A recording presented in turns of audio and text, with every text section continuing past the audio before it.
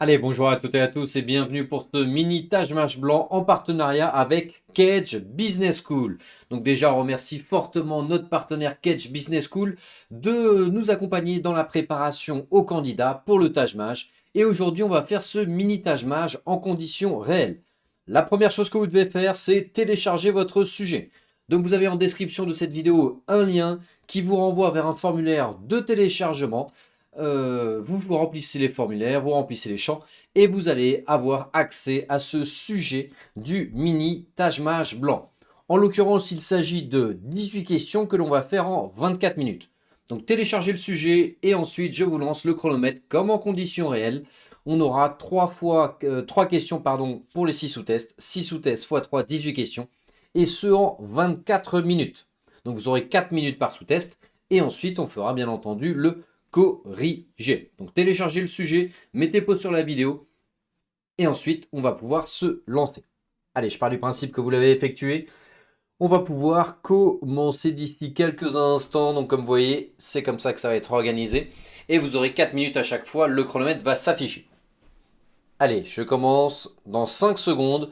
Concentrez-vous bien, imprimez le sujet. Donc mettez pause sur la vidéo si ce n'est toujours pas fait. Imprimez le sujet pour l'avoir avec vous. Mettez-vous à votre bureau au calme. Et ensuite, on le fait en conditions réelles. On est parti pour 6 sous-tests de 4 minutes à chaque fois, c'est-à-dire 24 minutes pour les 18 questions. Allez, compréhension de texte. Le texte et les 3 questions, 4 minutes. Top chrono.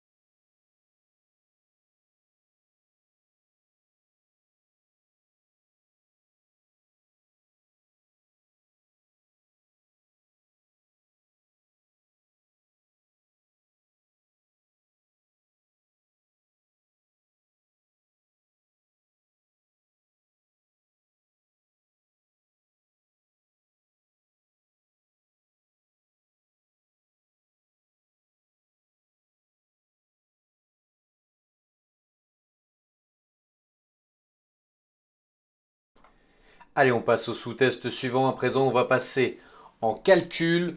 Calcul, c'est parti pour 4 minutes. Top chrono.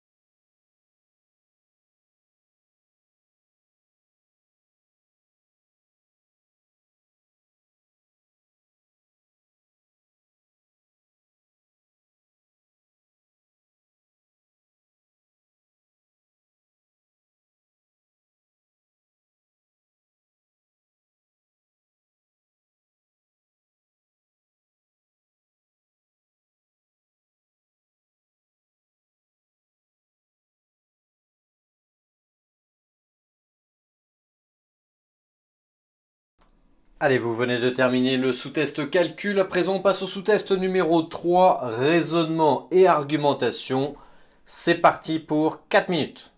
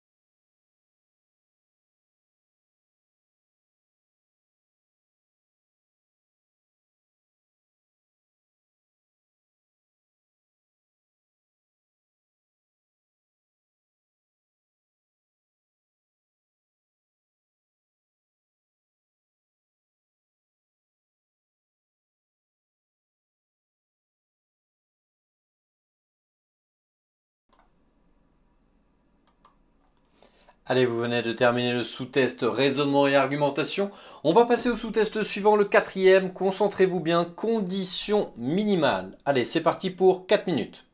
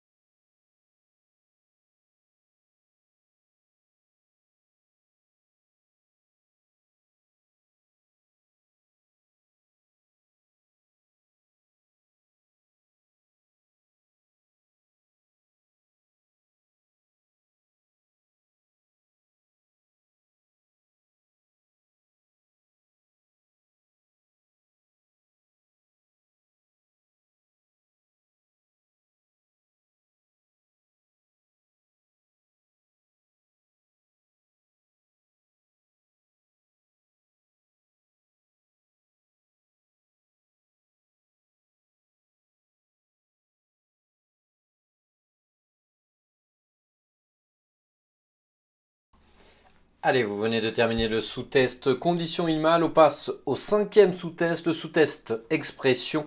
Concentrez-vous bien, on est parti pour 4 minutes.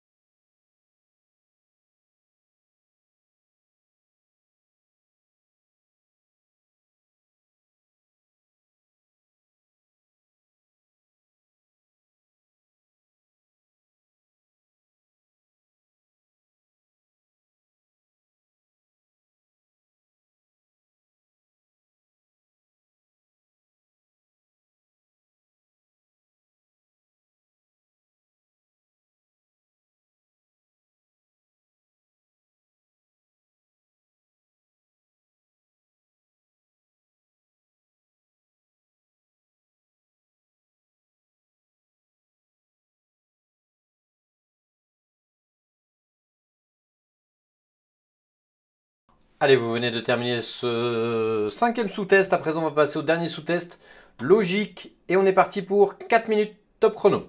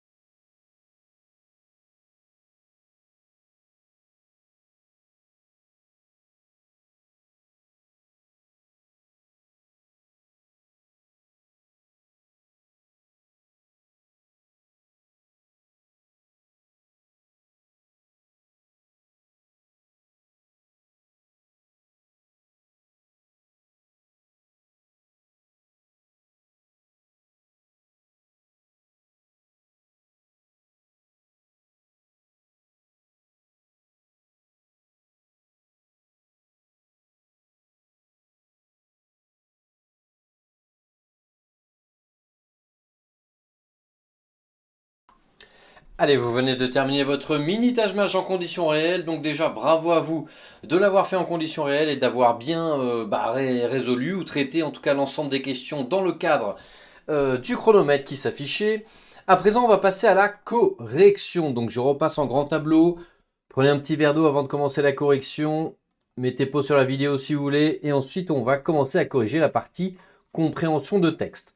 Donc c'était exactement niveau jour J. L'objectif du corrigé, c'est pas simplement de vous donner la bonne réponse, c'est pas simplement de corriger voilà, les questions, c'est aussi de vous donner le maximum de tips, d'astuces, de moyens mémotechniques, de comment on traduit l'énoncé en équation, de stratégie, de méthode, bref, l'ensemble des méthodes de résolution parce que ce qui fait la différence entre un candidat un peu décevant et un bon candidat au Taj-Maj, c'est pas du tout l'intelligence, vous l'avez compris, c'est surtout une question 1 de préparation et 2, voir le maximum de questions types et savoir les traiter même lorsque l'énoncé change et qu'on retrouve la même méthode. Allez, on va commencer avec la partie compréhension de texte.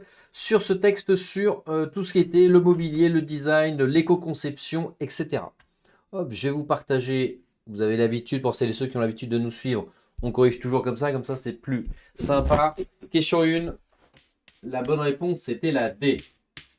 Donc question 1, la bonne réponse c'était la D. Là, à chaque fois, il faut bien appliquer la méthode de l'entonnoir. Donc on procède par élimination. À chaque fois, on va se dire quelle est la moins mauvaise des réponses. Donc il n'y a pas de réponse parfaite, on va tout le temps choisir la moins mauvaise des réponses. Donc quel message global l'auteur semble-t-il vouloir transmettre à travers ce texte? La A est fausse, c'est pas ce qui est écrit dans le texte.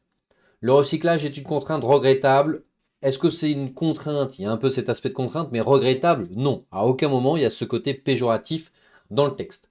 Le design durable est un phénomène marginal? Non. Au contraire, ils vous disent que les nouvelles générations, que ce soit les clients ou voilà, les designers, les concepteurs, le prennent absolument en compte.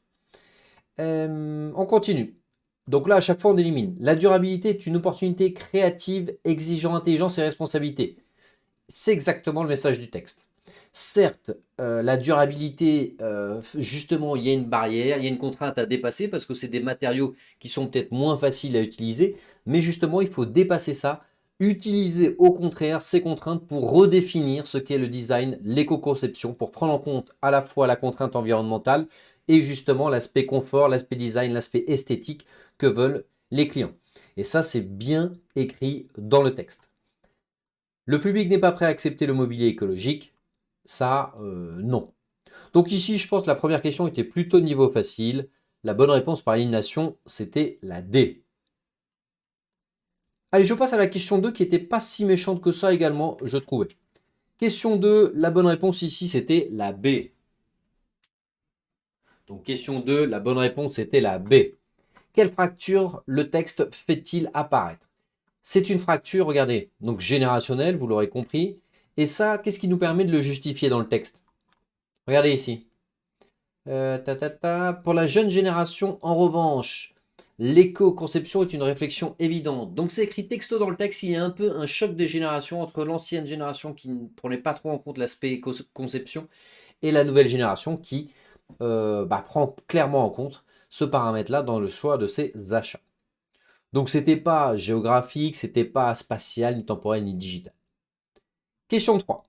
Question 3, la bonne réponse était la B. Question 3, la bonne réponse était la B. Que peut-on déduire de l'expression? Il faut savoir l'interpréter, déjouer ses contraintes au sujet des matériaux recyclés. Bon, faisons par élimination encore une fois. Toujours, n'oubliez pas, on applique la méthode de l'entonnoir que vous avez dans le grand manuel, à savoir, dans un premier temps, je passe de 5 à 2 en supprimant les réponses avec les critères éliminatoires, c'est-à-dire qu'il y a des réponses qui respectent des critères éliminatoires, donc on les supprime d'entrée de jeu, on sait qu'elles sont fausses, il n'y a même pas besoin de les comparer. Et ensuite, il nous en reste 2, et là, on fait une battle. Ça, c'est la méthode de l'entonnoir que vous avez dans votre grand manuel.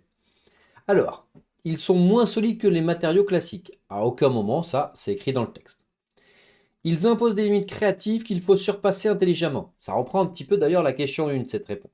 Donc là, je ne la sélectionne pas directement. Le jour J, je la garde au chaud. C'est-à-dire, elle passe au second round. Je me dis, ok, c'est potentiellement une bonne réponse.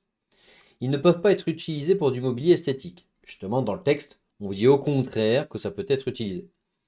Ils sont trop chers pour être envisagés. C'est pas vraiment écrit, même c'est pas écrit du tout. Ils sont réservés uniquement aux designers expérimentés. Non, pas vraiment. Donc ici, par élimination, on se rend rapidement compte que la bonne réponse était la B. Donc, parmi les 6 sous-tests que vous aviez là aujourd'hui, pour moi, le moins difficile, celui qui était de niveau moyen-moins, c'était compréhension de texte. Allez, à présent, on va passer à la partie calcul. À présent, on va passer à la partie calcul. Question 4. Alors, je regarde mes fiches. Question 4, on avait une question avec un système de 2 équations à 2 inconnus. Donc, question 4 ici, la bonne réponse, c'était la B. Souvenez-vous bien de cette astuce. Pour chaque partie d'énoncé, on peut le transformer en équation. On va reprendre l'énoncé. Un père a 3 fois l'âge de son fils. Si à ce moment donné de l'énoncé, vous n'avez pas commencé à écrire, ça va être plus compliqué de trouver l'équation dans sa totalité.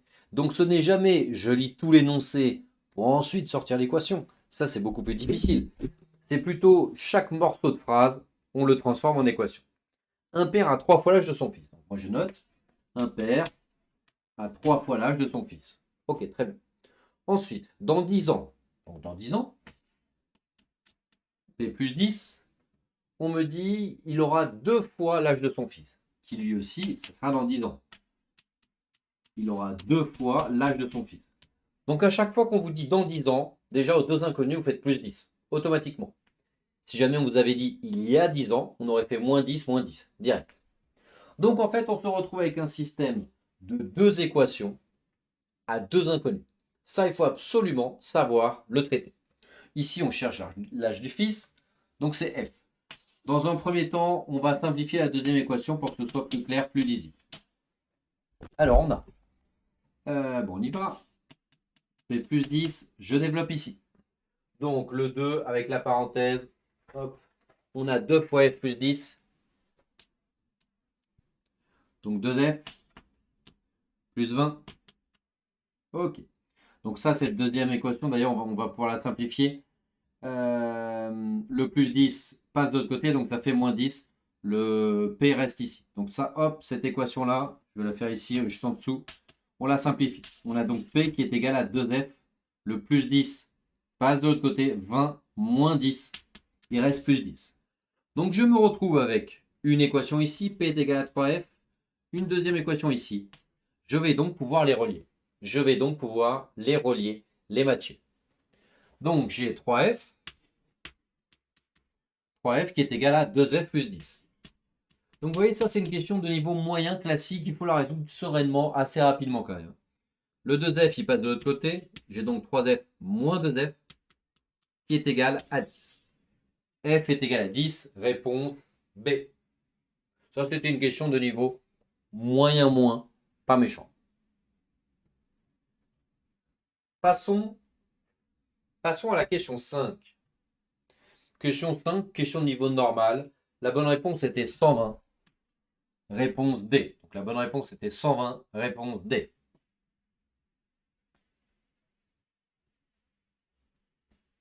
Alors, on a quoi ici? Un article a subi une première remise de 20%, donc moins 20%, et ensuite une seconde de moins 25%, in fine, c'est 72 euros. Quel est le prix initial? Donc en fait, le prix initial, c'est X fois 0,8. Pourquoi 0,8? Parce qu'une baisse de 20%, c'est 1 moins 0,2. Hein. Pour le coefficient multiplicateur, lorsqu'on baisse de 20%, c'est bien ça, oui, c'est 1 moins 0,2. Fois 0,75. Et in fine, ça fait 72 euros. Il faut être supra à l'aise avec ce type d'énoncé. Il faut économiser du temps sur ce type d'énoncé, c'est-à-dire moins d'une minute 20. Alors, on a 0,8 fois 0,75. Donc en gros, on me demande les 3 quarts de 0,8. Si on vous avait demandé la moitié de 0,8, vous m'auriez dit 0,4.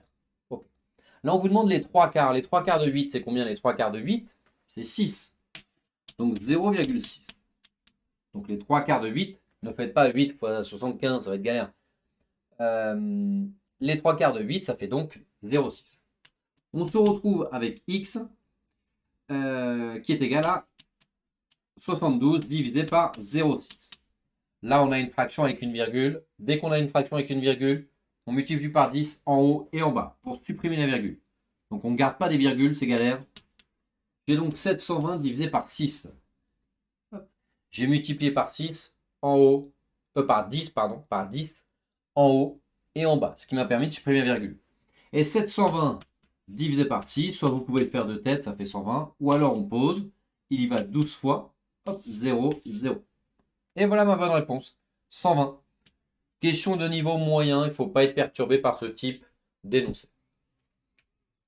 Donc on a une question de niveau moyen moins, moyen normal, et là pour la troisième, pour la 6, c'est une question de niveau moyen plus. Elle est totalement faisable. La bonne réponse pour la 6 était la D. Et comptabilisez vos points à la fin du mini-tâche mage. Et n'hésitez pas à mettre en commentaire votre score. N'hésitez pas à mettre en commentaire votre score. Alors, dans un triangle ABC rectangle en A, moi quand je l'ai préparé ce sujet, je me suis dit A, B et C, rectangle en A. Ok. La hauteur issue de A, donc une hauteur, c'est lorsqu'on coupe. Une hauteur, c'est lorsqu'on coupe le segment d'en face perpendiculairement. Donc la hauteur issue de A, elle fait quoi? Elle coupe BC, bon bah logique, en H. Ok. Donc ici, c'est H. Très bien. Si AB est égal à 6, donc je note, AC est égal à 8. D'accord? Donc toutes les informations de l'énoncé, hop, vous les mettez sur votre figure. C'est la première chose à faire lorsque vous avez un énoncé de géométrie. Dès qu'on a un énoncé de géométrie, vous mettez tout sur la figure. Quelle est la longueur AH? Donc nous, ce que l'on cherche, c'est ce qu'il y a en jaune. C'est la longueur de cette hauteur. Ok. Bon, le premier réflexe que vous devez avoir, c'est quoi? Le premier réflexe que vous devez avoir, c'est on a 6, on a 8, donc BC est égal à 10. Hop. Comment est-ce que j'ai trouvé ça? Ce sont les triangles pythagoriciens. Vous devez connaître par cœur ces triangles pythagoriciens qui sont des triangles formatés, en fait, qui sont préformatés, en fait, qui respectent le théorème de Pythagore. Donc, si on vous donne une longueur ou deux longueurs, vous devez connaître directement la dernière. Je vous les note. Je vous les note, mais c'est vraiment en rappel. Hein. Ça, vous devez absolument le savoir. Ce sont les 5 triangles pythagoriciens. Le premier, c'est 3, 4, 5. Donc, si on vous donne 3 pour une longueur centimètre, 4 pour la deuxième, automatiquement 5. Si vous les connaissez, récitez-les-vous dans votre tête. Là. 6, 8, 10, donc 2 fois plus grand. 9, 12, donc c'est celui-là. 6, 8, 10, c'est celui-là. On va donner 6 et 8. Automatiquement, j'en ai du 10. 9, 12, 15. 9, 12, 15. Donc notez-les si vous ne les connaissez pas. C'est vraiment la base de la base de la base. 5, 12, 13. 8, 15, 17. Donc dès qu'on vous donne deux longueurs, hop, vous pouvez automatiquement déduire la dernière sans appliquer le théorème de Pythagore. À connaître par cœur. Bon, maintenant que j'ai ça, on a fait une première étape. J'ai toutes les longueurs du triangle. Donc là, on a quand même l'intuition qu'on va pouvoir trouver un truc. Souvenez-vous, dans l'énoncé, on vous a dit quoi? On vous a dit que AH, c'était la hauteur. Dans quelle formule on utilise la hauteur du triangle? Dans l'aire du triangle. On est d'accord? Donc, moi, ce que je voudrais, c'est quoi? C'est faire base fois hauteur. Donc, l'aire d'un triangle, je le rappelle. Hein, l'aire d'un triangle, je vous le mets là pour rappel. C'est base fois hauteur divisé par 2. Donc, on sent qu'on va utiliser cette formule. On le sent quand même parce qu'on me parle de hauteur dans l'énoncé. Et c'est ça, c'est la hauteur en jaune que je dois trouver.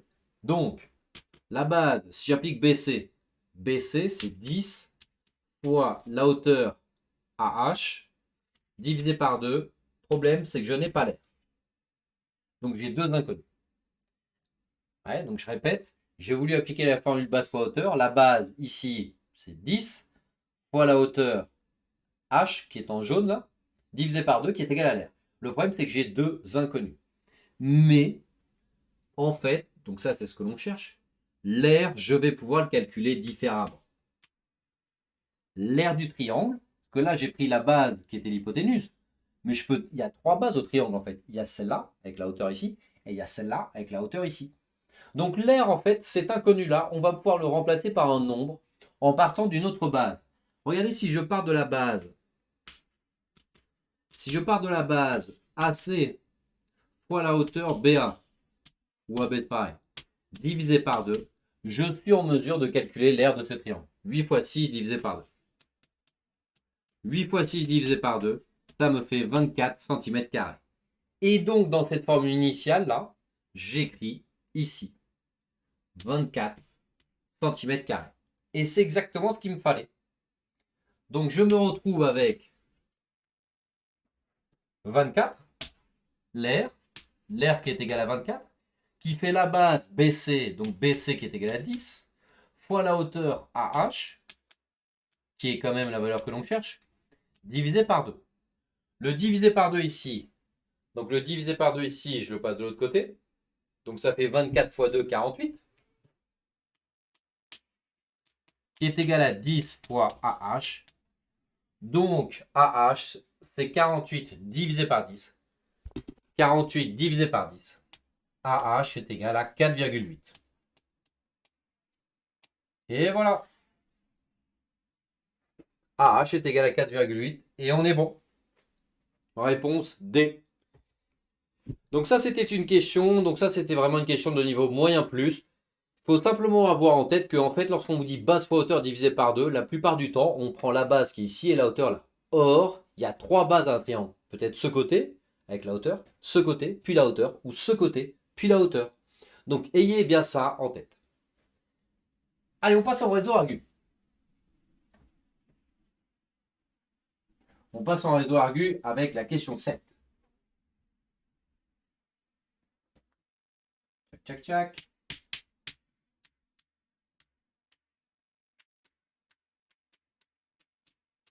Alors, question 7. Qu'est-ce qu'on avait ici pour la question 7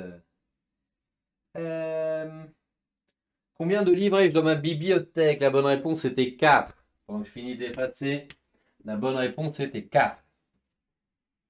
Alors, regardez, il suffit de tester les réponses. Il suffit de tester les réponses. Combien a-t-on de livres différents? Alors, quand je lis l'énoncé, j'ai des romans policiers. Je vais appeler ça RP. Des romans policiers. J'ai quoi d'autre? Des romans d'amour. RA. J'ai quoi d'autre? Des science-fiction et des nouvelles. Science-fiction et des nouvelles. C'est pas parce que j'ai 4 livres différents que la bonne réponse est 4. Hein. Attention. Je liste simplement le nombre de livres différents. Et ensuite, on me dit à chaque fois tout sauf un, tout sauf un, tout sauf un. Testons les solutions. Testons la réponse A. Ouais. Et en fait, c'est la seule qui marche. Tout sauf un sont des romans policiers. Donc tous, c'est quoi? Attendez, pardon, tout sauf 3, excusez-moi, c'est pour ça que ça me paraissait bizarre. Tous sauf 3. Tous sauf 3. Donc si c'est pas ces 3-là, ça signifie qu'il y a un roman policier. Ok. Ensuite, on vous dit tous sauf 3 sont des romans d'amour. Donc tous sauf 3, donc 4 moins 3, il y en a 1. Tous sauf 3 sont des science-fiction.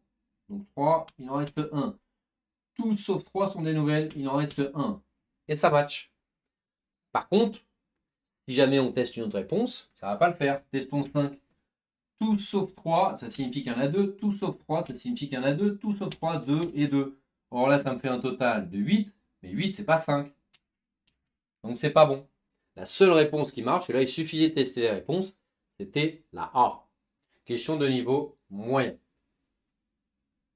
Allez, on passe à la question 8. Question 8 que j'aurais catégorisée comme de niveau difficile. La bonne réponse était la C. Alors, on a quoi pour cette question? Je vais vous partager l'écran. Tchac, tchac, tchac. Question 8. Donc là, c'est une question d'argumentation.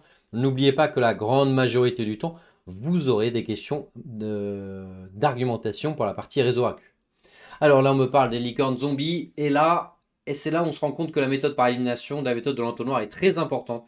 Parce que les réponses étaient très proches les unes des autres et probablement qu'il y a une forte hésitation de votre côté. La bonne réponse était la C.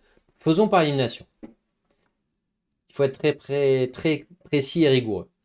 Les licornes zombies ne génèrent pas de bénéfices. Ça, c'est faux. C'est une réponse radicale. Donc c'est l'un des critères éliminatoires de la méthode de l'entonnoir. Dire qu'elle ne génère pas de bénéfices, c'est pas vrai. Elle peine à générer des bénéfices. Donc peiner à générer des bénéfices, c'est pas la même chose qu'elle ne génère pas. Donc déjà, on supprime. La B, c'est l'instabilité financière des licornes qui a donné naissance au terme de licorne zombie. Ok. On va se rendre compte plus tard que c'est pas la bonne réponse, pas la meilleure réponse, donc pas la bonne réponse, parce qu'en fait ça c'est une définition. Donc c'est factuellement vrai, mais c'est une définition, c'est-à-dire ça ne reprend pas le message du texte. C'est-à-dire que, avant même de lire les réponses, retenez bien cette astuce de la réponse idéale. Avant même de lire les réponses, parce qu'on commence à douter dès qu'on compare les réponses, dites-vous, voilà, j'ai lu les 5 lignes du paragraphe, qu'est-ce que je retiens de ce paragraphe? Moi, ce que je retiens de ce paragraphe, c'est qu'il y a énormément de licornes qui en fait sont des licornes zombies parce qu'elles galèrent à faire des bénéfices et que c'est un tiers du total. Voilà. Si on me demandait de résumer ce paragraphe de 6-7 lignes en une seule, je dirais voilà, il y a un tiers des licornes, bah, en fait, elles sont valorisées 1 milliard alors qu'en fait, elles peinent à dégager des bénéfices. Donc, tout ce qui n'est pas dans ce résumé idéal que je viens de faire, ça peut être vrai, comme c'est le cas de la B, comme c'est le cas de la E aussi, mais ça relève de l'information secondaire. C'est une précision, c'est un détail. Donc, ça ne sera pas la réponse idéale. Donc là, le message fort, c'est ça. Le message fort, en l'occurrence, c'est ça. Donc la B, elle est factuellement vraie, on la garde au chaud, mais lorsqu'on compare la B et la C, il y en a une, bah, on me définit le terme, l'autre, on me dit, ouais, mais attends, il y en a quand même un tiers qui sont représentés par ça et qui peuvent être qualifiés de zombies. Donc l'important, c'est pas la définition du terme. L'important, c'est de prendre conscience qu'il y en a un tiers, bah, en fait, elles vont pas survivre. C'est ça le vrai message du texte. Donc la C passe au-dessus de la B. La D, ok, c'est factuellement vrai. Ça a été inventé en 2018, c'était il n'y a pas très longtemps. Est-ce que c'est récent, pas récent? Il n'y a pas une notion de récence inférieure à 5 ans. Bon, partons du principe que c'est plutôt récent. Que ce soit 2018 ou 2022 ou 2012, ça n'a pas d'importance. Que ce soit Morgan Stanley ou JP Morgan qui est à l'origine du concept, ça n'a pas d'importance sur le message, l'impact du texte. Par contre, ça c'est important. Ça c'est le message principal du texte. Donc, par élimination, c'est notre meilleure réponse. Réponse C. Donc voilà comment il faut raisonner. 1. J'ai supprimé d'entrée de jeu ce qui était faux. 2. J'ai supprimé les réponses qui étaient de l'ordre du détail, de la précision. Morgan Stanley, c'est un détail. On aurait pu mettre une autre banque, ça n'aurait rien changé à l'histoire. Le fait que ce soit une invention récente, 2018, 2012, 2024, ça change rien au sens de l'histoire. Donc ça, c'est du détail, on met de côté. L'hésitation, elle est entre la B et la C. Et souvenez-vous, une définition, bah, c'est toujours un peu inférieur au message du texte. Une définition, c'est juste, je te définis ce que c'est. D'accord, mais quel est le message? Donc la C passera toujours au-dessus que de la B. Allez, on continue et je repasse. Je repasse avec je repasse avec quoi? Avec mon paragraphe. La bonne réponse pour la question 9, je ne voulais pas donner. La bonne réponse pour la question 9, c'était la B. Donc, la bonne réponse pour la 9, c'était la B. Alors, on a le néologisme. Donc, le néologisme, hop, vous le voyez ici. Néologisme, la définition du mot, c'est le fait d'inventer un mot. Néologisme, c'est lorsqu'on crée un mot. Cloudification, d'accord. Faisons par élimination. Selon l'auteur. Donc, selon l'auteur, c'est simplement selon ce qui a écrit dans le paragraphe. C'est la même chose en compréhension de texte. Selon l'auteur, c'est simplement selon ce qu'il y a écrit dans le paragraphe. Rien de spécial. C'est pas une personne en particulier ou quoi que ce soit, c'est simplement selon ce qui a écrit dans le texte. La cloudification impose une dépendance accrue. À aucun moment on me parle de dépendance. Donc, hors sujet, c'est pas évoqué. La cloudification marque une rupture majeure en remplaçant la gestion interne de serveurs par un accès distant à la puissance de calcul. Ça, c'est le texte. On ne répond pas directement ça comme bonne réponse, même si c'est la bonne réponse. On va comparer avec les autres. On fait comme si on était le jour J. La cloudification s'est imposée comme standard mondial uniquement grâce à la baisse des coûts de stockage. Non, c'est pas écrit. On ne me parle pas des coûts de stockage, hein, de mémoire, je regarde rapidement, mais non. La cloudification pour la D désigne exclusivement le transfert de données gouvernementales et d'infrastructures américaines. Bah non, puisqu'on me parle aussi des apps, bref, de tout. C'est le transfert d'applications de computing, de données de services informatiques et de cloud computing vers le cloud computing, etc. Donc non, non, c'est tout type de données. La cloudification ne concerne que les services de sauvegarde et pas les applications. Non, on vient de dire le contraire. Transfert d'applications. Donc par élimination, la bonne réponse était la B.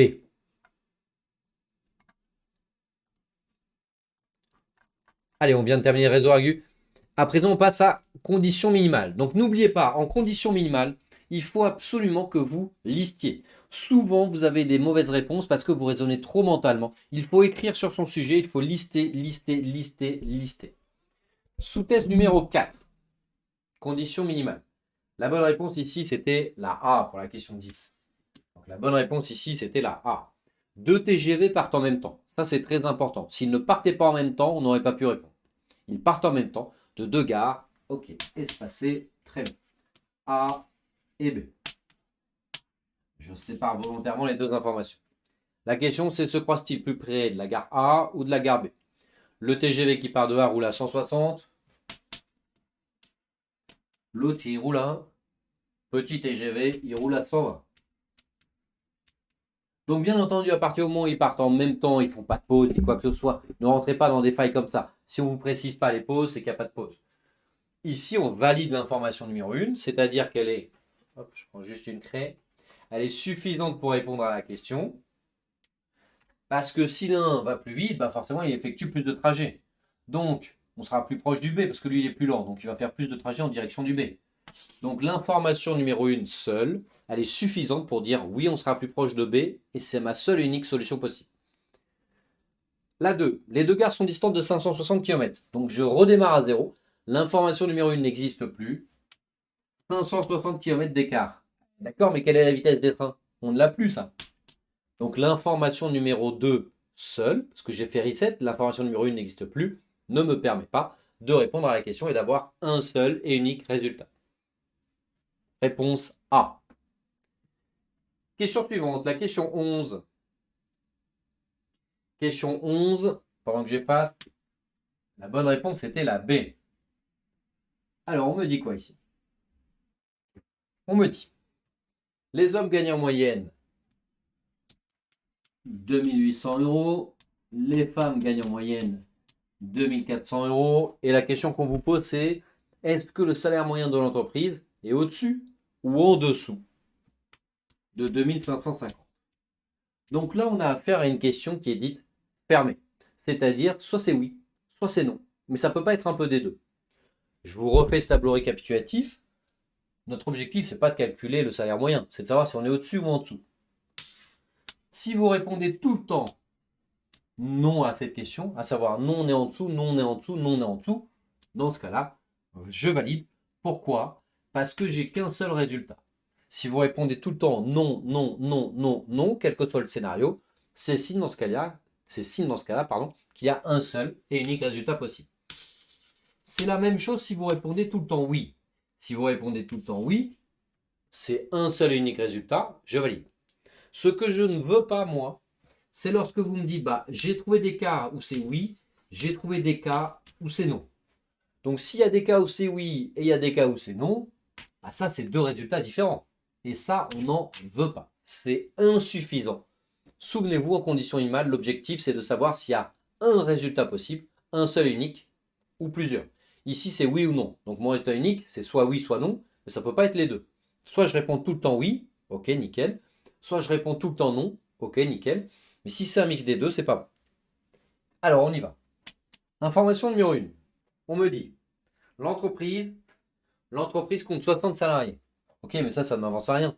Quelle est la proportion? 60, c'est moitié-moitié, 59. Ouais, je ne peux pas savoir. Je peux très bien avoir 59 hommes et une femme, dans ce cas-là, je serai au-dessus. Je peux très bien avoir un seul homme et 59 femmes, dans ce cas-là, je serai en dessous. Donc une fois je réponds oui, je suis au-dessus, une fois je réponds non, je suis en dessous. Ça ne va pas. Deux résultats différents, je passe. Information numéro 2, là en fait ça nous permet de savoir il y a deux fois plus d'hommes que de femmes. Donc s'il y a deux fois plus d'hommes que de femmes, ça signifie que les femmes représentent 2/3 du total de l'effectif et les hommes un tiers. Peu importe le nombre, on est en mesure de calculer. Ça c'est comme des coefficients. Ce que je vais faire en fait, c'est 2/3 fois 2800 plus 1/3 fois 2400. Et ça me donne mon salaire moyen. Je ne vais pas le calculer parce qu'on n'est pas en calcul, mais forcément, il y aura ma réponse du salaire moyen. Et je serai en mesure de dire si je suis au-dessus ou en dessous. Donc, l'information numéro 2 seule me permet de répondre à la question. Je valide. Question suivante. Question 12. Question 12.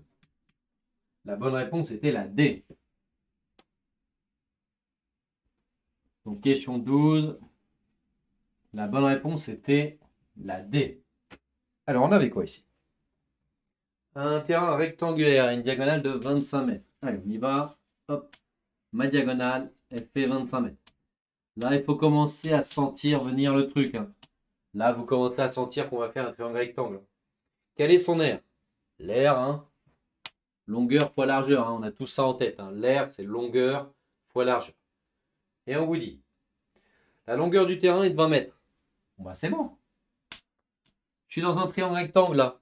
On me dit 25, 20. Je peux calculer la largeur. Et ensuite, je fais largeur fois longueur. C'est tout. Ok. J'applique Pythagore pour trouver la largeur. J'applique Pythagore pour trouver la largeur et je fais largeur fois 20. Ensuite, je redémarre à 0. N'oubliez pas, vous faites reset, vous redémarrez à 0. Information numéro 2. La largeur fait 15. Cette fois-ci, j'ai plus le 20. Je l'efface volontairement. On dit la largeur fait 15. Bah, je peux trouver la longueur. Regardez.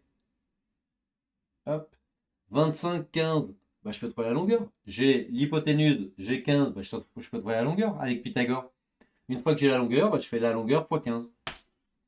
Réponse D. Donc, condition IMAL, c'était classique. Hein. Rien de méchant là en condition IMAL. Hein. Allez, on passe en expression. On passe en expression. Hop.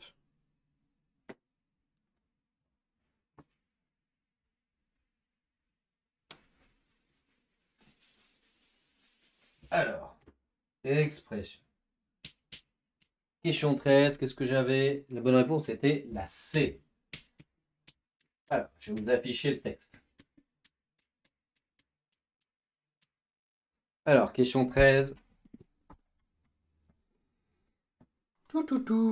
Excusez-moi, c'est pas celui-là. Hop. Alors, question 13. L'allocution préliminaire. Faisons par élimination. Donc là, on a 2 colonnes de mots. Concentrez-vous. La méthode, lorsque vous avez 2 colonnes, c'est de se concentrer uniquement sur la première colonne. Et ensuite, on verra ce qui reste au niveau de la deuxième colonne. Mais ne faites jamais une moyenne, entre guillemets, des 2 mots. Donc, on a quoi ici?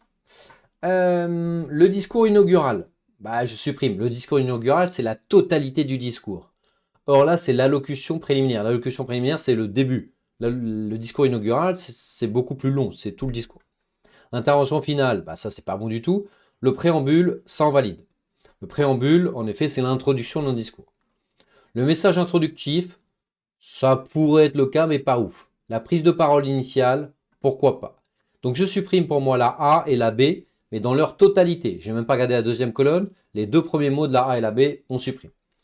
Donc il ne nous reste plus que la C, la D et la E. Donc il faut bien comprendre qu'il y a un effet entonnoir comme ça. On va passer de 5 réponses à 3. Et donc, lorsqu'on vous dit viser à établir un environnement favorable, est-ce que c'est propice, adéquat ou approprié? Le terme le plus proche de favorable, ça va être propice. D'où la réponse C.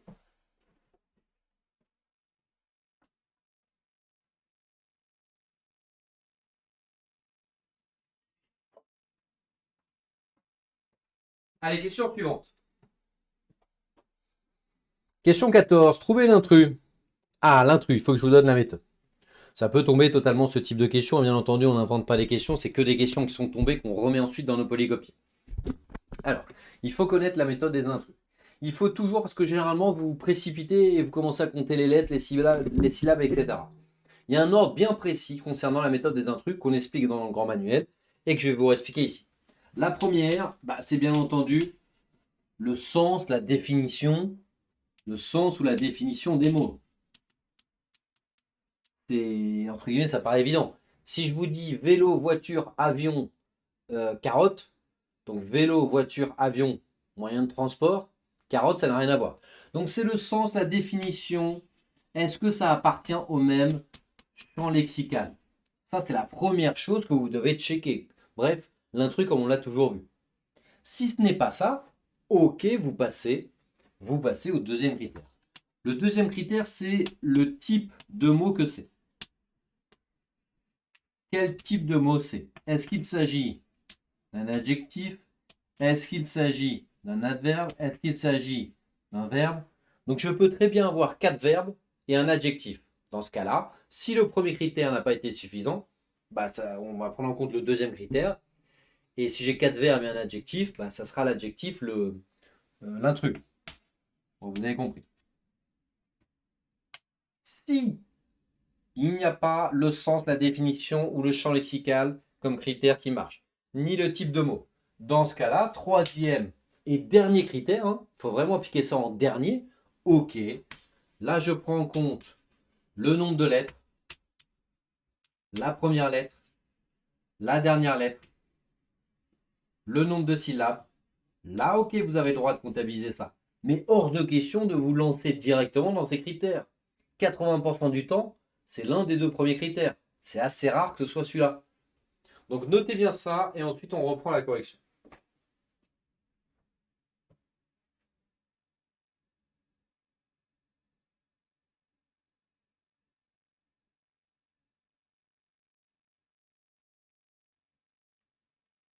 Alors, c'est bon? Allez, on reprend la question 14. Hop. Donc, appliquons la méthode. Il y a 4 mots qui sont du même champ lexical, qui concernent la même notion, et pas un dernier. Donc, relisez les 5 mots de l'intrus pendant que j'efface, et vous allez vous en rendre compte. Question 14. Exorbitant, prohibitif, onéreux, dispendieux, somptueux. Il y en a 4 qui sont en lien ou en rapport avec la notion de prix, sauf un, qui est la E. Somptueux, c'est une question de grandiose, de beauté, d'extravagance. Mais en aucun cas, c'est lié au prix. Ça peut être somptueux et 100% naturel, un paysage somptueux. Donc, c'est pas forcément lié au prix. Exorbitant, prohibitif, onéreux, dispendieux, c'est toujours lié à cette notion de prix. C'est pour ça que l'intrus, c'est la E. Question 15. Ah, question 15, je vais vous donner, hop, je vais vous donner bien entendu la bonne réponse qui était la D. Et ensuite, je vais vous les donner évidemment. On va voir. Hop. Je vais vous mettre les 3 fautes d'orthographe les plus fréquentes au Taj-Mahal. Donc retenez-les bien, les 3 fautes d'orthographe les plus fréquentes. La première, bien entendu, ce sont les accents. E accent aigu, E accent grave, tréma, etc. Vous devez avoir un vrai point de vigilance sur les accents, c'est ce qui tombe le plus fréquemment. Ensuite, tout ce qui est terminaison, conjugaison. Donc tout ce qui est terminaison, conjugaison. Donc ensuite, tout ce qui est terminaison, conjugaison. Ok. Enfin, retenez bien ça, c'est très fréquent, les doubles consonnes. Donc enfin, les doubles consonnes, c'est-à-dire 2 R, 2 L, 2 M, 2 N, 2 P. À chaque fois qu'il y a une double consonne, est-ce qu'il y en a une ou deux? Un seul R ou 2 R? Un seul L, 2 L? R, L, M, N, P. Donc les accents, la conjugaison avec les terminaisons et les doubles consonnes, ce sont les 3 critères. Ce sont les 3 critères les plus les 3 fautes d'orthographe les plus fréquentes pour ce type d'exercice. À bien connaître par cœur. Alors, reprenons maintenant et on va voir où sont les erreurs. Et vous allez voir que je suis sûr que c'est là-dedans. Alors, déjà, on a une première erreur de conjugaison. Mais il répondit, troisième ligne, mais il répondit que rien n'avait. Rien n'avait A-I-T. Ensuite, on continue. La comtesse d'une voix douce lui rappela, donc là, il n'y a pas d'erreur, aucun problème, qu'un homme se devait d'être maître de son temps plutôt qu'esclave des circonstances. Au pluriel avec un S, circonstances avec un S. Le jeune homme sembla incapable d'y répondre avec humilité. C'est et, pas et eux, c'est et. Alors elle se leva et d'un geste lent lui posa la main sur l'épaule comme pour vendre, comme pour apaiser, ER. Mettez votre verbe au troisième groupe pour voir s'il faut le mettre à l'infinitif. Vous voyez, moi j'ai dit comme pour vendre, donc c'est ER pour le verbe du premier groupe. Donc comme pour apaiser, ER. Les craintes, etc. qu'il avait, malgré les mots trop légers qu'il avait prononcés. Qu'est-ce qu'il avait prononcé? Les mots. Les mots est placé avant l'auxiliaire avoir, donc on accorde. Donc souvenez-vous bien, lorsque le COD est placé avant l'auxiliaire avoir, le participe passé s'accorde. C'est placé avant les mots. C'est les fleurs que je t'ai offertes. Donc les fleurs que je t'ai offertes, RTES. Donc les fleurs que je t'ai offertes, RTES. Donc les mots qu'il avait prononcés, ES. Quand le COD est placé avant l'auxiliaire avoir, le participe passé s'accorde. Donc on a 5 erreurs. Je les récapitule. N'avait a été une. 2 circonstances avec un S. Humilité sans E. Apaisé 4 ER. Malgré les mots trop légers qu'il avait prononcés, ES. Et ça fait 5. Allez, je passe à la partie logique. Partie logique, je vais vous donner les 3 réponses d'un coup et ensuite on les corrige. La C, la E, donc la C, la E, et on a quoi d'autre? La A. La C, la E et la A. Allez, voyons ce que ça donne. Donc la C, la E et la A. Tchouk tchouk tchouk. Bon, je vais regarder le tableau comme ça. Alors, question 16. Donc la question 16, la bonne réponse c'était la C. Logique verticale. Donc appliquez bien les méthodes dans l'ordre. Appliquez vraiment bien les méthodes dans l'ordre. Dans un premier temps, on check les cas particuliers. Si ce n'est pas un cas particulier, deuxième étape, je check les cas classiques, les chemins, les lignes, les colonnes, les diagonales. Logique verticale, on avait une petite diagonale, plus 1, plus 1, plus 1. 3, 4, 5, 6, 7. 3, 4, 5, 6, 7. À l'horizontale, c'était un classique. C'était des carrés à l'envers. J'espère que vous l'avez vu, ça. Hein. C'est très fréquent, ça. Hein. Des carrés à l'envers. C'est-à-dire qu'on lit l'énoncé de la droite vers la gauche.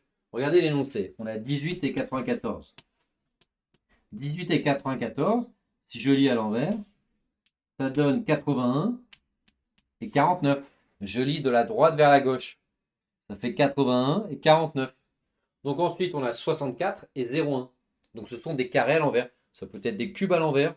Parfois, ça peut être des nombres au premier à l'envers, mais c'est plus rare. Surtout les carrés et les cubes.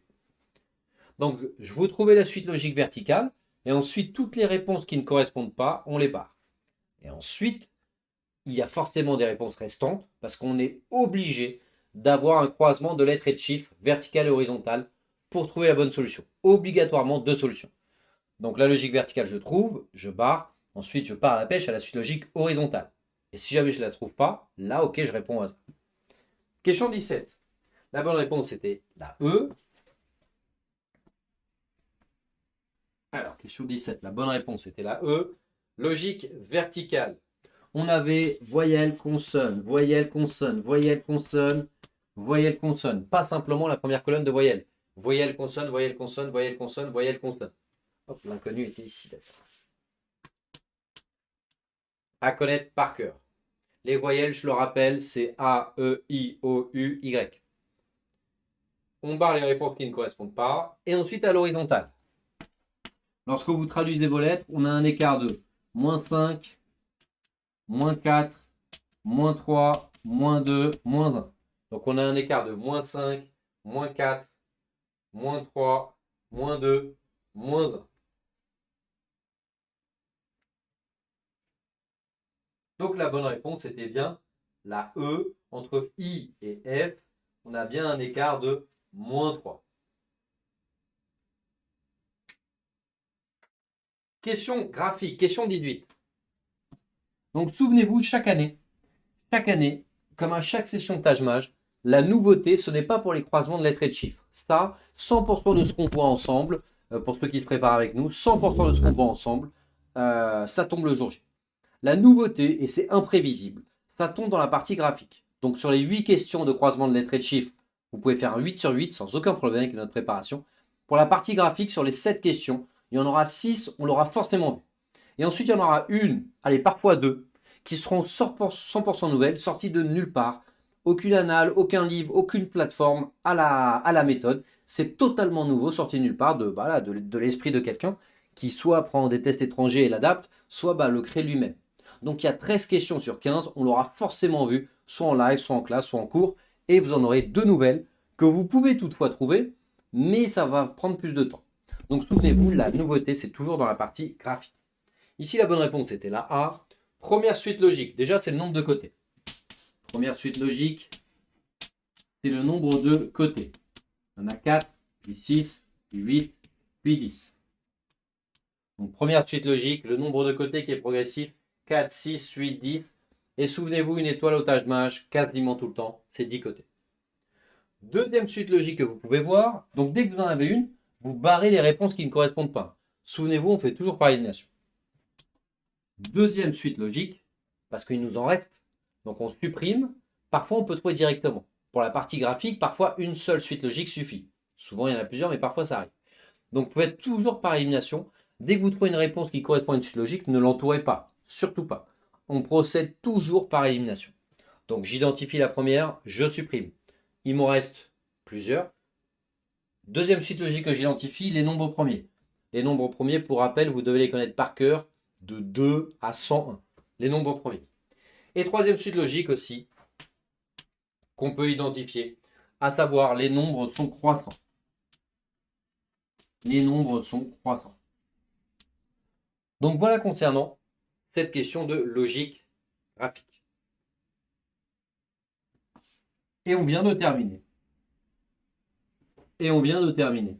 Ce mini tâche qu'on a réalisé d'ailleurs en partenariat avec Kedge. Donc encore une fois, on peut vraiment les remercier pour justement ce partenariat qui nous permet de vous procurer en fait ce mini tâche blanc en conditions réelles. Et donc voilà, donc vous pouvez comptabiliser vos points. Vous aurez du coup un score sur 96. Hop, vous aurez un score sur 96 parce qu'il y avait... non, pas sur 96, excusez-moi. Il y a 18 questions x 4 sur 72, voilà. J'ai fait 24 minutes x 4, mais c'était 18 questions. Donc 18 questions x 4. Donc vous avez 18 questions x 4, ce qui vous fait un score sur 72. Et ensuite, ce score-là, hop, vous faites un produit en croix. Donc le score que vous avez ici, vous faites un produit en croix pour le mettre sur 600. Ouais, c'est bon? Donc 18 questions x 4 pour votre nombre de bonnes réponses. Imaginons que vous ayez 10 bonnes réponses. Vous avez donc 40 sur 72. 40 sur 72. Et à la calculette, vous faites 40 x 600 divisé par 72. Ce qui vous donnera un score sur 600. Donc voilà, donc on espère en tout cas que ce mini tâche-mage vous aura aidé. J'espère que le maximum de mes corrections également vous aura aidé. Bien entendu, ce n'est qu'un échantillon de tout ce qui a révisé parce qu'il y a des centaines et des centaines de questions types. Mais comme vous le savez, nous, ça fait 15 ans qu'on est dans le tâche-mage. Ça fait 15 ans qu'on collabore avec les institutions, les écoles. Donc on connaît par cœur ce test et ses évolutions. Donc n'hésitez pas en tout cas, si jamais vous avez des questions, on pourrait y répondre sans aucun problème. Et on se retrouve à très bientôt, que ce soit en digital ou en présentiel. Allez, salut à tous et bonne journée ou bonne soirée.